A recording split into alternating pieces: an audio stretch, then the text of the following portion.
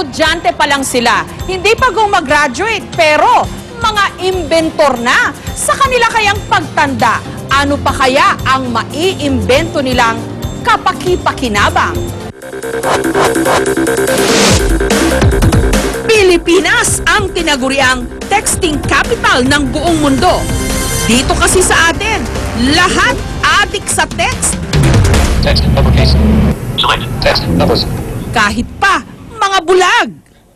Kaya ang mga computer engineering student ng Mapua Institute of Technology na sina Girly, Janina at Christine, inasinta na bigyan ng bahagyang liwanag ang mga visually impaired nating kababayan sa pamamagitan ng Baby Braille. Cellphone na sa halip na LCD ang display monitor, Braille system ang naka-install para mabasa at makapag-type ng message. Pag natanggap ng user namin yung message, so dito niya babasahin sa Braille LCD namin. Tapos, kung gusto naman niya, next character na, itong button na to. Natapos na ng user na basahin lahat ng message. So, meron siyang dalawang option. Kung re-replyan niya o kakancelin niya yung message. So, kung gusto niya replyan yung nag-text sa kanya, ito lang naman na button. Ang pipindutin niya, then kung gusto niya i-cancel, itong button lang ang pipindutin niya. Malalaman kung may tumawag sa device namin. May maririnig kang sounds. So, kung gusto mong sagutin, ito lang din na button na to.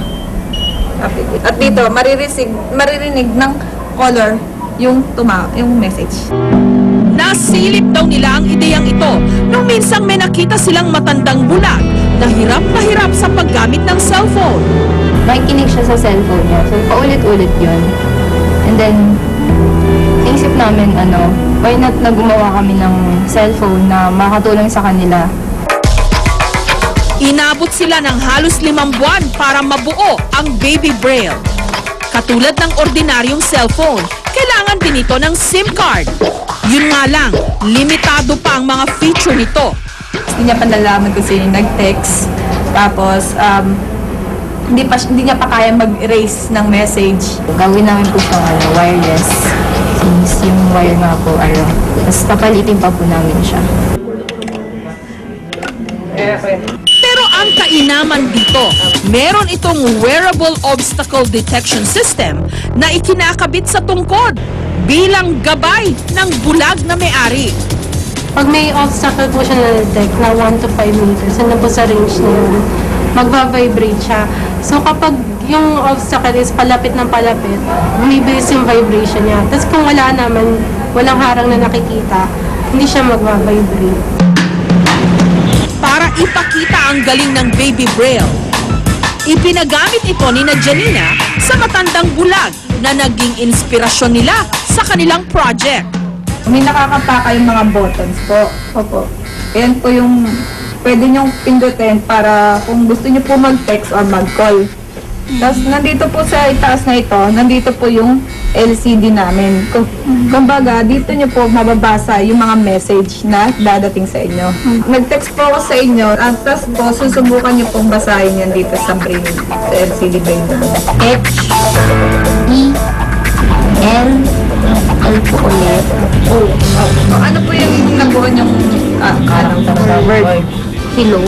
Tama po yung nabuo. Maganda po. Marami pong makikinabang kung may kapansanan kasi okay po yung pagkagawa. The best po ito. Mas mabuti na pong tangkiligin sariling atin kaysa galing po sa ibang bansa. Diba po? Ang Baby Braille, nanalo sa isang patimpalak kamakailan. Ang mga nakaimbento nito, nag-uwi ng plake at 1 milyong pisong cash prize. Kahit na estudyante lang po kami, kaya namin makipagsabayan sa mga professional inventor, sa mga naka-inventa po ng ibang device. We are the pride of Dr. Yangas Colleges! Ang mga high school student naman ng Dr. Yangas Colleges sa Bukawi, Bulacan, mula sa paglalaro ng Lego blocks nakabuo sila ng aparatong sagot daw sa malansang problema ng mga palengke. Si Magis o ang Meat Anti-Germs and Infection Solution, robot na kayang kumilatis ng botya o karneng double dead.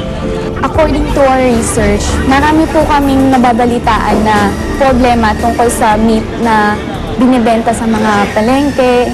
So we have decided na to make an invention that would prevent those contaminated meats from being consumed by the end users. Initially po, magpapasok tayo ng meat kay Magis version 2. To the conveyor belt, mapuproceed po siya dito sa section na to, wherein matetest po siya ng calibrated thermometer and the color sensor kung safe po ba or unsafe yung meat. Kapag napass niya po yung 2 standards na yun, mapupunta po siya dito sa sealer for sealing process and then for safety storage na rin po through the freezer. Kapag naman po unsafe yung meat, mapupunta po siya dito sa separate bin na nasa gilid wherein yung bin po na yun will automatically disengage itself from the machine sa pagta-transfer ng meat into another container for disposal and recycling into another animal food. Inabot daw sina Gladys ng halos 2 buwan para mabuo si Magis.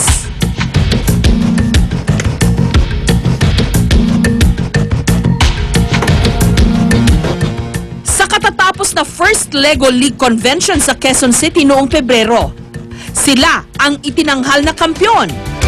Sa susunod na buwan naman, ilalaban nila si Magis sa first Lego League World Festival sa Amerika. Yes, we are just high school students, but we didn't see it as a hindrance na hanggang dun lang. Instead, we really want to reach for more. Kaya natin na i-prove sa buong mundo na hindi tayo yung low class na education.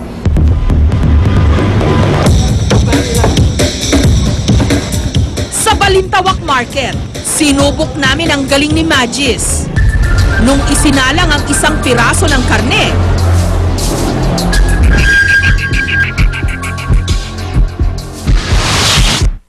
umilaw ang unsafe indicator.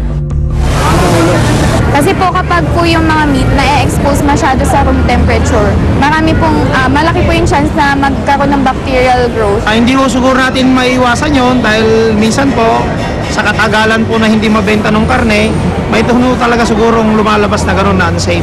Ito, tatry po natin kung magiging safe. Pero nung suriin din ni Magis ang iba pang itinitindang karne, nag-negatibo ang mga ito sa mikrobyo. Ito na po yung safe meat na na-detect ng machine. Napunta na po siya sa freezer, tsaka na-seal na rin po siya. Kapag naayos na ni Gladys ang iba pang kakayahan ni Magis, balak nilang i-donate ito sa NMIS o ang National Meat Inspection Service. Malaki po ang may tutulong niyan dahil nag-detect naman po niya kung ano po yung unsafe saka safe pong kainin na karne. Ang isa pang humaharurot na problema sa lansangan ngayon, mga lasing na driver ng motorsiklo. Katunayan dahil dito, Marso pa lang, umabot na sa mahigit 3,000 ang bilang ng mga motorcycle-related accident sa bansa.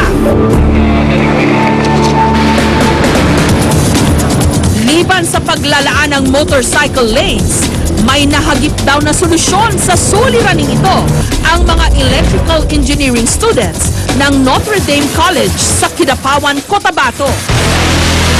Nag-imbento sila ng isang anti-drunk helmet o helmet na nakakapag-detect kung lasing ang driver.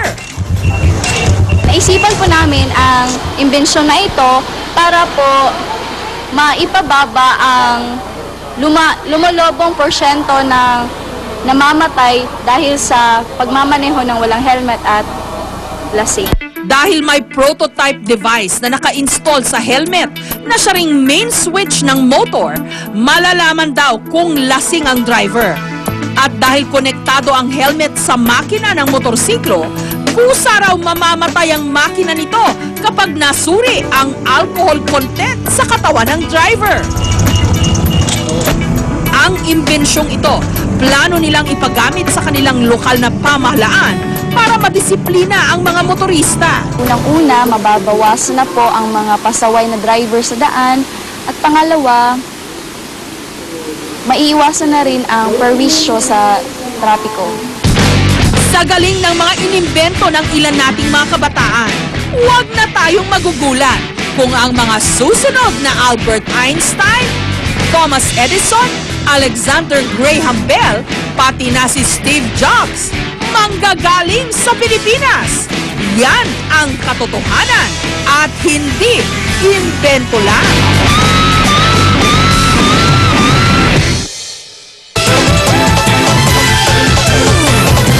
Dinala niya ang